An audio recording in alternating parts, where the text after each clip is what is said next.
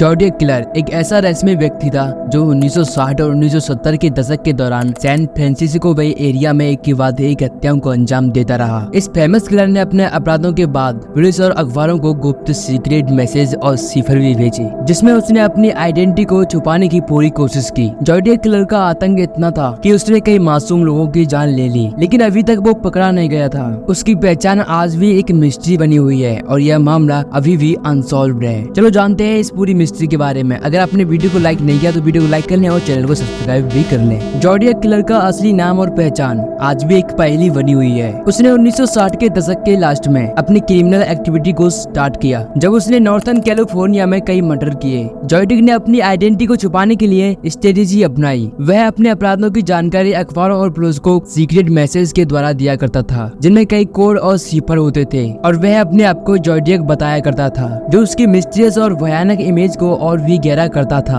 Zodiac के mind set को समझना आसान नहीं है। उसके मर्डर्स में कोई निश्चित पैटर्न भी नहीं था, लेकिन उसकी पसंद अक्सर युवा जोड़े होते थे, यानी कि यंग कपल। उसने अपने अपराधों के बाद बड़े ही शातिर तरीके से अपने एक्ट्स का डिस्क्रिप्शन किया, जो उसे कूल ब्रेन वाला क्रिमिनल साबित करता है। यह था इसका छोटा सा इंट्रोडक्शन। अब बात करते हैं इसकी हत्याएं और घटनाओं की। जोडियक किलर द्वारा किए गए मर्डर्स में से पहली घटना 1968 में वेले जो कैलिफोर्निया के पास हुई थी, जहां पर उसने एक यंग कपल्स की हत्या कर दी। इस घटना के कुछ ही महीनों के बाद उसने एक और यंग कपल पर हमला किया, जिसमें से एक व्यक्ति की जान चली गई और महिला गंभीर रूप से घायल हो गई। जोडियक की सीरीज धीरे धीरे बढ़ती गई और उसने कुछ समय बाद सैन फ्रांसिस्को क्रॉनिकल सहित अलग अलग न्यूज़पेपर को लेटर भेजना शुरू किया। इस लेटर्स में उसने अपने अपराधों की जिम्मेदारी ली थी और कुछ सीक्रेट मैसेज भी भेजे थे, जिनको समझ पाना बहुत ही मुश्किल था। 1970 में उसने टैक्सी ड्राइवर पर भी अटैक किया, जिसने पुलिस को उलझन में डाल दिया। इस अटैक के बाद पुलिस को भेजे गए लेटर्स में उसने दावा किया कि उसने अब तक 37 लोगों पर अटैक किया है। हालांकि पुलिस ने 5 केसेस की ही पुष्टि की थी। अब बात करते हैं इसके सीक्रेट सिफर्स और मैसेज की। जोडियक किलर के सीक्रेट मैसेज और सिफर आज भी इस मिस्ट्री को और गहरा कर देते हैं। सबसे पहले जुलाई 1969 को 3 न्यूज़पेपर को उसने सीक्रेट कोड भेजे। इन कोडों में से एक कोड डोनाल्ड और बेटी हार्डन नामक एक कपल्स ने सॉल्व किया, जिसमें जोडियक ने लिखा था कि मुझे मारने में मजा आता है। लेकिन जोडियक के अदर सिफर्स आज भी पूरी तरह से